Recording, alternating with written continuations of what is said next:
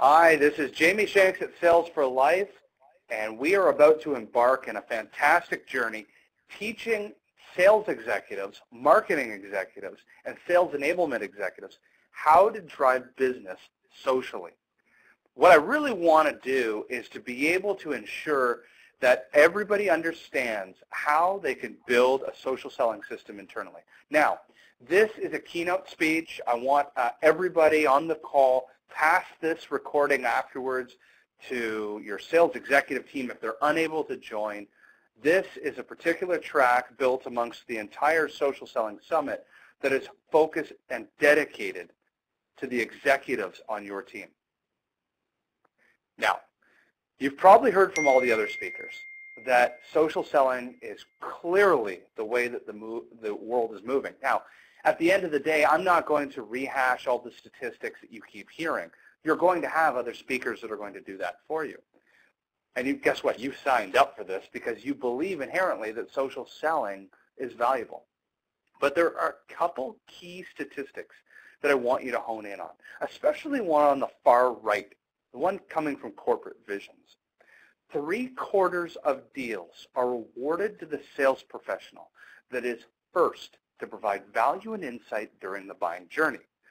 Above and beyond all the other social selling statistics, for me, this is the one that hits home because this is your opportunity to create real value much earlier on in the buying process than you have been before, and to go deeper and wider within an account so that you are truly shaping their buying experience. And that's the important piece. So, I mean, hopefully you already really do believe in the why and understand the why, but I want to get into a little bit of the return on investment because ultimately that's what you as executives care about. These are examples of specific clients that we've worked with. Some have made millions or hundreds of thousands of dollars, whether that's in pipeline or actual closed revenue. But they're all making money because of a commitment to the social selling success that we're going to talk about in this particular training track. Now, the important piece that I want you to hone in on is that for every dollar that has been spent on social selling education, the average client, and we've trained 250 clients, more than 50,000 sales professionals around the world, the average sales professional is yielding $5 in return for every dollar that the company spent on education. Just think about that, and that's within 6 months. Let's think about that for a second. You spend X on a program, and your sales reps are yielding you 5 times that in 6 months. Many clients have done 10, 20, 50X within a year or two. That is the power that education can play to the success of social selling. 50,000 sales reps can't be wrong, and clearly you probably recognize some of these organizations. They're all driving business socially because they've all committed to some of the elements that I'm going to talk to today. And for every president and CEO that's listening to this, think of how important this would be for you to, if you use the statistics, 20% uplift in sales and 20% uplift in pipeline development for a social seller outperforming a non-social seller. Think about what 20% means to your business. 20% in our business, I know I'll take any day of the week. Now, at the end of the day, you as the leader of the organization, success is going to start with you. It lives and dies by you. Now, the agenda that we want to cover, I have 5 minutes per section. Okay? For the first 5 minutes, I'm going to talk to you, CEO, president of the organization. 5 minutes after that, we're going to talk to the learning department. Learning and Development, Chief Learning Officer, VP of Sales Enablement. After that, the CSO, the VP of Sales, and finally, the VP of Marketing or the Chief Marketing Officer. Now, if you're one of the later elements, if you're one of the later job functions like marketing and sales, I need you to listen to all of this. And the same thing goes with the CEO and the CLO. Listen to all of this because there's going to be little components in each that are really going to help you think about how to drive an overall social selling system. Now, at the CEO level, the buck stops with you. This is a diagram of what we call the social selling hierarchy of needs. Okay, the social selling hierarchy of needs, just picture Maslow's hierarchy of needs, a little bit in reverse, because the most important element to success is management buy-in. It is with your executive team truly, inherently believing that social selling is going to positively impact your business. It is going to drive leads, greater brand awareness, greater brand champions within your organization. It all begins with you, because at the end of the day, your executive council, your VPs of sales, VPs of marketing, they all follow suit. If you don't believe it, why should they? Now, training, social selling tools, all of that comes much later. I mean, we're a training company. I'm the first to admit that if you do not have executive buy-in, you are doomed to fail. So, step number one, Mr. and Mrs. CEO, you need to inherently believe that this is going to provide tremendous value for you. Once you've done that, the next step, just take the next slide, is your goal is to set and sell the vision.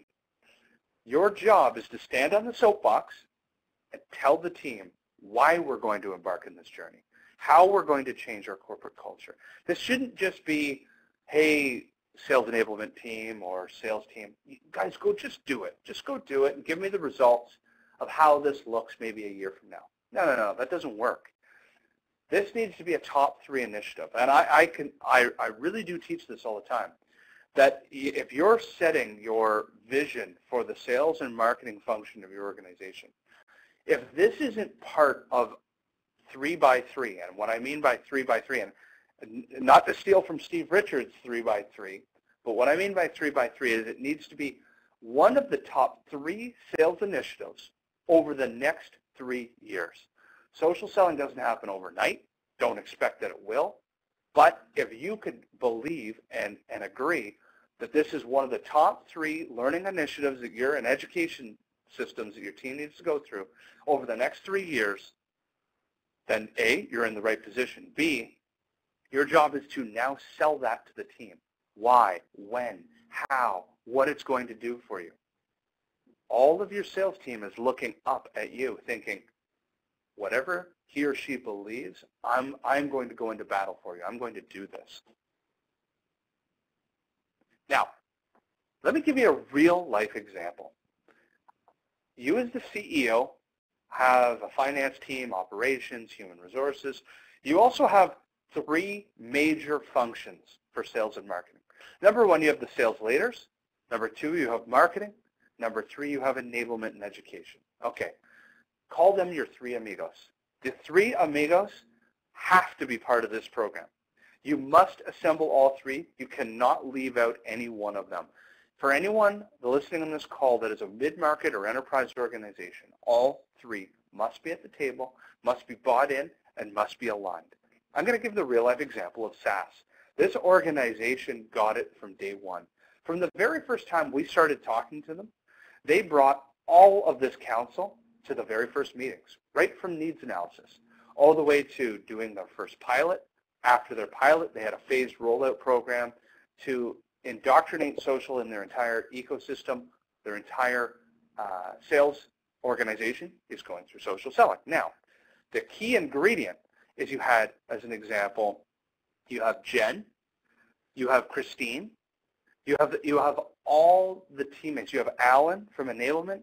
All of them were part of this program. And the important piece is each plays a vital role. You look at Jen in sales. Her job is to drive action and accountability to the sales team. Okay? The reports, the dashboards, how are people doing? Then how can she support these people week by week as they go through training? From a marketing standpoint, you've got Christine. Her job is to develop the systems and the content necessary to create the opportunities for sales, building out their content library, ensuring that all of their content aligns into what's called a conversion funnel, blogs leading to ebooks, ebooks landing to landing pages, all attributed into marketing automation, spitting out buyer behavior or lead scores. It works in one giant system. The more that the sales team shares, the more marketing qualified leads that are pumped out. That's what Christine's job is. Now you look at Alan enablement. His job is to establish the environment for continuous learning and development.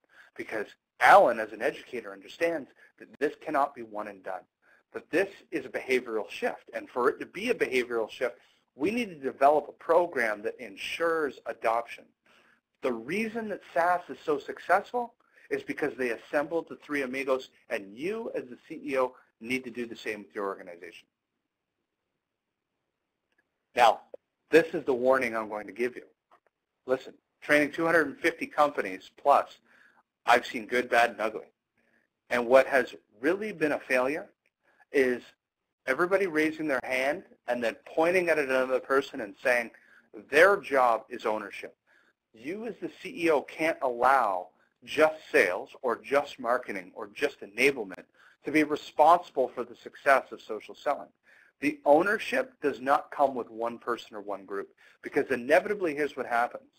Enablement will point at sales, and they said the managers aren't pulling their weight. They don't understand social, and they're not giving accountability or creating accountability for the sales team. Or the sales team points at marketing and says, they're not creating us enough content. They haven't built us a content library. Nobody knows how to use the content.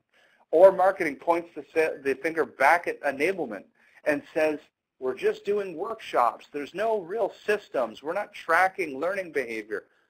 Again, if you're not all beating to the same drum, it's going to be a giant failure. Now, CEO, I hope that you understand your role in this. Now what I'd like you to do is to pass the ball over to your sales enablement team. These are the elements that your sales enablement team are going to go through to make this successful. The first is sales enablement team really has to look at the current sales methodology.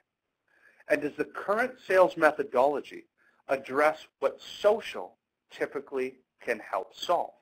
One of the major challenges of your current sales methodology, if you look at outcome-based selling, relationship selling, value selling, solution selling, these are all fantastic methodologies. And I'm, as a learner and an educator, you need a baseline. You need a foundation. All of these are important, but when you look and break down these methodologies, one of the glaring gaps in them is that most of them start and assume that you've already created an opportunity. They start at the first meeting, and their job is to teach you negotiating and setting up the discovery call and positioning all the way to close. The problem, and we've talked about this before, is that 57% of the buying journey is happening before that first call. What social is doing is actually educates, and you see the green line, and it says needs, target, strategy, close. The green line represents that 57%. Buyers are sitting at status quo. You need content and ideas to push them off their status quo, what is called a priority shift. And then even during the sales cycle, like even during the period of time when you've already had meeting one or proposal or demo, which your current methodology is solving, there's the dead zone. There are job changes. There are things that are happening in the organization that social presents triggers and opportunities for communication and education. And also post-sales. Again, your job is cross-selling and upselling. How are you reshaping the positioning of thinking of you as other service for other services and other solutions? There are gaps in your current methodology, and once you understand that there are those gaps, how does social fit within that? And the best way to look at it is right now, you're not creating enough opportunities, and you're not shaping the buying journey early enough. I can't stress that enough. 57% of the buying journey is happening without you, but your team isn't shaping it because you're not shaping it over the phone and email. So enablement, I'm hoping that you're starting to think a little bit differently. Now, once you actually begin this, and I just see that the deck has done a little bit of a change up here. I must have actually missed a word, but from a learning environment, you have basically three ways that people are going to learn. You have the visual way, you have the auditory way, and you have the by doing, the action. Each one of these needs to be touched. When you start to develop your social selling strategy and curriculum, if you're not teaching through visual, through listening, and through by doing, you will not create a program that sticks. The whole reason that enablement is part of this is continuous education to make the program stick. question I want to ask you is, have you been addressing these? Because I can tell you what's not going to work. One of the biggest failures is if I even hear the word workshop, I want you to blow it up. Workshops are just a little tiny spoke in the wheel of education. Yet so many organizations, that's what they do. They pile the sales reps into a room for a half day or a day. They do a LinkedIn workshop to teach people to rebuild their profiles and maybe a few jazzy things. And then they anticipate that, well, don't worry, they'll understand it when they leave. The reality is 10% retention within 2 weeks. Your workshop can only be part of the visual, the auditory, and the doing of your entire program, okay? You will not create a real behavioral shift with a workshop. Now, what I'm going to do is show you an example of what we've built.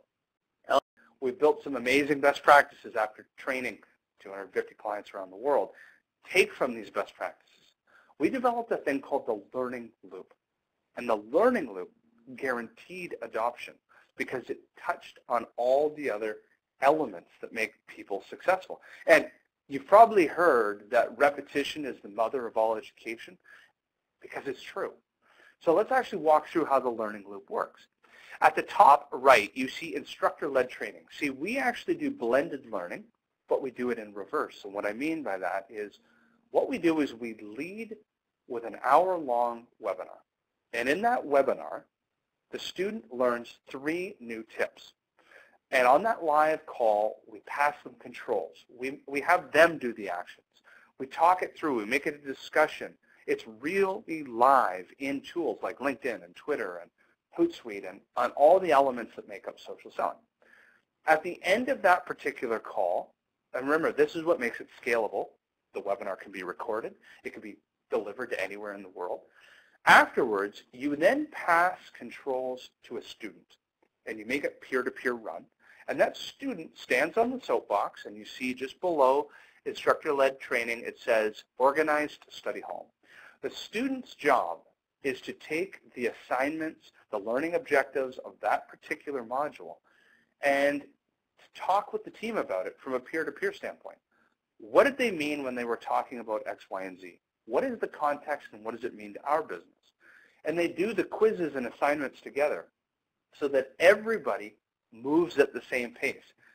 Because if you don't do this, you will have a ton of laggards that fall behind, and your organization is only as strong as your weakest link. So if you allow that 20, 30% laggards to fall off and you just concentrate on the high performers, you unfortunately won't change your entire organization's that's the learning behavior. Now, above and beyond delivering in this webinar format, you need electronic means of education because many people are self-directed. They have questions. They want to learn at their own pace.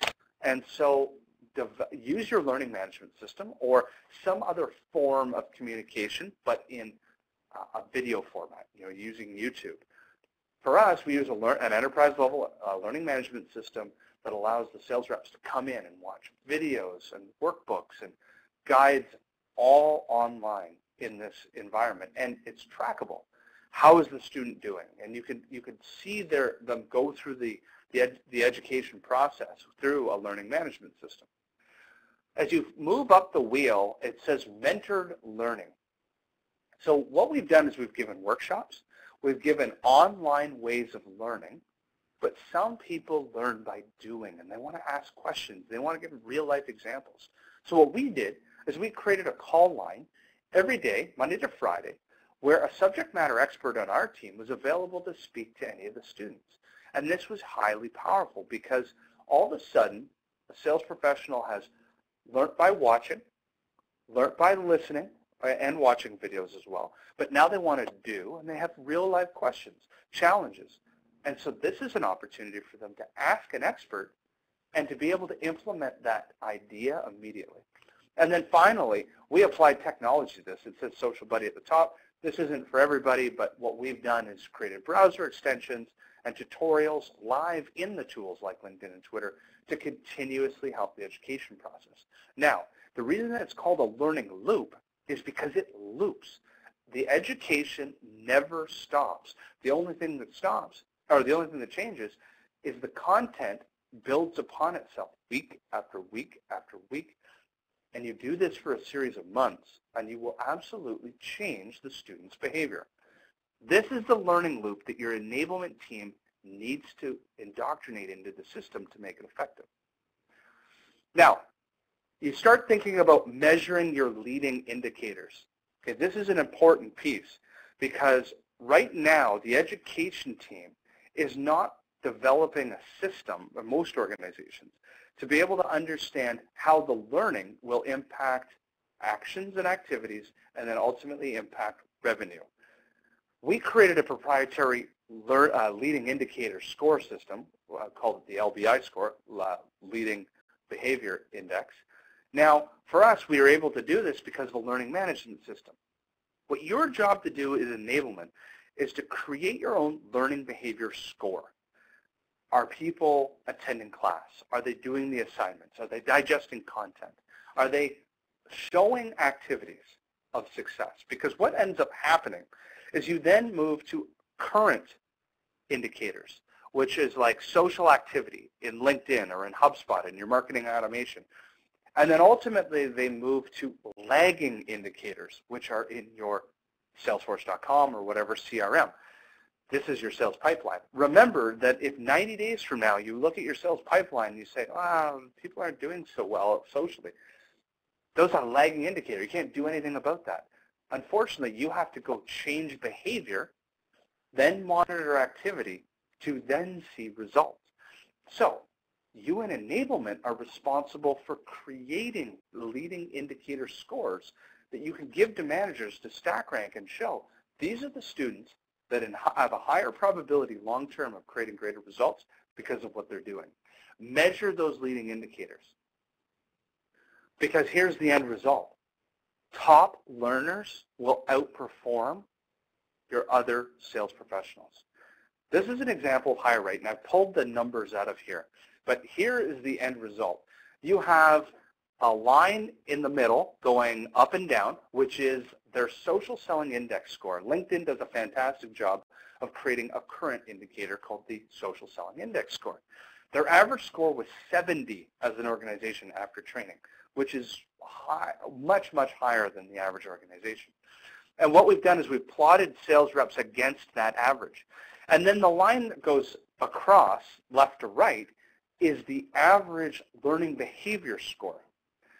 All of this being said, here's the end result. The students that created all of the revenue, they did $5 million in pipeline in 120 days. You know how they did it?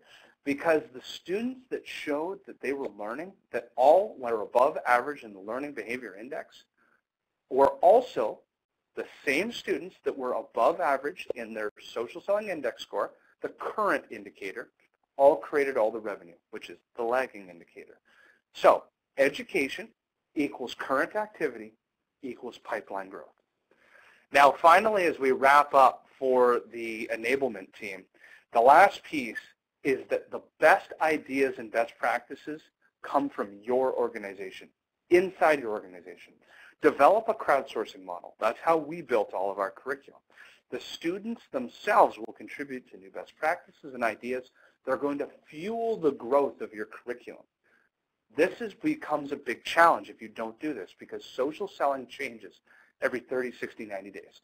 New UIs on LinkedIn, new social selling tips. Let your sales reps teach you what's going on in the market to continuously develop your curriculum. This is not like sales methodology. Sales methodology has been around perhaps for 10, 20, 30 years, and it's the foundation. The foundation doesn't change. Social selling is the window dressing, and it's a process, and that process is going to change all the time. Let your sales team help you with that. Now, let's jump to the sales leaders. Sales leaders, it's time for you to shine, and it's time for you to generate and help generate opportunities with your team. But guess what? You're the one that is most accountable to this program. You need to learn social selling yourself to make this applicable. We've all heard the saying, talking out of the side of your mouth. Well, listen, your sales reps want to be you one day. That's what they grow from sales professionals to leaders of sales organizations. But if they're looking at you and you're not doing this, why would they? If you don't believe in social selling, why should they? If you're not measuring social selling, why would they do it? I mean, it just all makes sense, especially the measurement piece. If you're measuring talk time and dials and you're asking them to do social, why would they do that if they're not being measured? The sales team's job as well is you're the one that holds the laggard, the lagging indicator, the CRM. And your CRM becomes your Bible for social selling. That lagging indicator should be measuring lead sources, account sources, opportunity sources, in whatever currency that you're monitoring it in. But you should know down to the nickel how much pipe is being brought in socially. How many companies are you identifying that you didn't know about because of LinkedIn and Twitter? How much pipeline and then finally revenue has been created because of conversations socially or content that's being shared? Your job is, and that the sales ops person should know all of that information. And it actually amazes me when dealing with organizations, they haven't thought of measuring these things. And now that you have that information in your CRM, we use Salesforce.com as an example, you could gamify it. You could turn this into a competition. We know down to the dollar the revenue that each one of our sales reps are doing, and we're teaching this to other sales organizations. We as sales professionals are competitive, and we want to showcase our talents against our fellow sales professionals. This is where you can create dashboards and reports to show who's excelling, who's a laggard, who do you need to concentrate on, and who do we need to shine a spotlight on, because you've gamified how well everybody is doing. And I mentioned shining a spotlight on, and this is so critical, that social selling success requires peer-to-peer learning, requires crowdsourcing of best ideas. See, us as trainers, they love us. We bring new thoughts and ideas, but inevitably what happens is sales professionals are always skeptical, and they say, well, yeah, but you guys have been doing this forever. They're talking about us, I mean. I'd love to hear how my own teammates are doing this. Whenever you have a success, no matter how small, whether it's being able to open up a door to an organization that they've been trouble opening doors with, or started to connect with an industry influencer, or was able to start sharing content with a client that had been going stale and then all of a sudden triggered new sets of conversations, whatever those are, record them and have that sales professional stand on a soapbox and teach the team. You want to share these successes because, and I talked about this before in other webinars, it's called the water cooler effect. When I started selling 10, 15 years ago, I learned by sitting next to my fellow sales professional, and I would hear what they're saying on the phone. I would talk to them in the kitchen because we were together. But the reality is most sales organizations now, in fact, are in a virtual environment, and unfortunately, that doesn't allow us to learn from each other as well as we used to. And that's where you as the sales manager, again, working with enablement, could take some of these internal best practices and get them in the hands of the fellow sales reps. Now, for marketing. Marketing is the final piece of the puzzle, and you are sometimes the most vital. You see, I need you to think of yourself like a general. And as a general, you control all of the content, all of the assets, all of the marketing automation and lead distribution. And your sales reps are the distribution army. The sales reps are the ones that actually are dispensing these ideas out in the market. And don't be fooled. Your LinkedIn, Twitter, and Facebook accounts pale in comparison to the social connections that your sales team have. Your job is to empower them to use them. Now, one of the things that you need to do first is you actually need to identify your client's buying journey. Now, this is a very simplified version of it, but most buyers, they start at I don't have a problem. That's the status quo. Your biggest competitor is status quo, and ultimately, your job is to shift their priority, whether that is through your ideas or something happened internally. There's a priority shift. They start then acquiring information and arming themselves with information to make informed decisions. That's conceptual solutions. They start hoarding ideas. Then they start looking at vendors that solve those problems. And then finally, they buy a solution. But within every buying journey are 3 simple categories that can help you create a content library. The first category is the why. If you're sitting at status quo or you barely know you have a problem, you want to know why you should change. Second, you start attacking content. You start learning. You start thinking, I do have a problem, but I don't know best practices. You need how answers. And then finally, you've decided that you're going to make a change and you're going to buy. You just don't know who to buy from. That's a who conversation. So you in marketing can help build content libraries. Those libraries need to be simple, simple, simple. We're talking 3 categories. Why, how, who. You could build them for every, for a vertical. You could build them for product sets. But inside the why folder will be why-specific content. Blogs, videos, infographics that help paint the why. So that your sales team understands what to use, when to use it. I mean, these are things that marketers just hadn't made it so easy for sales reps. There are 4 fundamental tools that you must control to make it successful for the sales team. Number 1 is your content library. Dead simple to use, dead simple to find as a sales professional from anywhere in the world. Put it in the cloud if you can. And a sales professional can answer the question, what piece of content, when, during a buyer in their journey. They can just pull it down and share it with them. Number 2, they need to understand the conversion funnel, how it works, and then how it generates them, the sales professional, money. That is the why leading to the how, leading to the who. A blog leading to a webinar, leading to a landing page to talk about buying and next steps.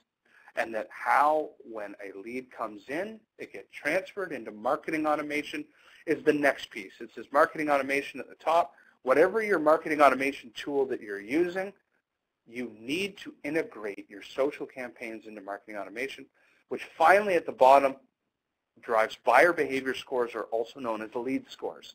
And these leads are properly nurtured and distributed to the team, but I'm going to say something right now. Most leads are passed way, way too late in the buyer's journey.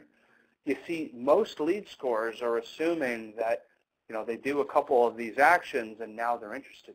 The reality is they're much, much further down the buying journey than you think.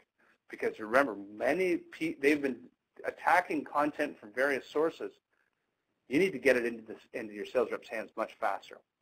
Now, as we wrap this up, your job in marketing is to teach the sales team the cause and effect. The cause meaning as they share content, people that they don't know, people in their named accounts, start seeing this content. They start downloading these assets. They start attributing these assets back to your organization, and they start reading more about your company. Those then turn into real leads. But sales reps never actually understood that when they shared content, the end result was leads, and that's why they don't get involved. But the more that you could teach them how the funnel works, how the sausage is made, the better they'll do. So I really hope that everybody got something out of this. I have a little piece for the CEO, the Chief Learning Officer, the VP of Marketing, the Chief Marketing Officer. These tips are going to help you change your business. And at any time, you need to talk to us. Happy to help in any way we can. Work with any one of those departments.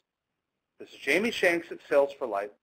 We sell around the world teaching social selling at the enterprise level, mid-market firms. We even have public enrollment courses for individuals. These are best practices after training thousands and thousands of sales professionals that are really going to help your business.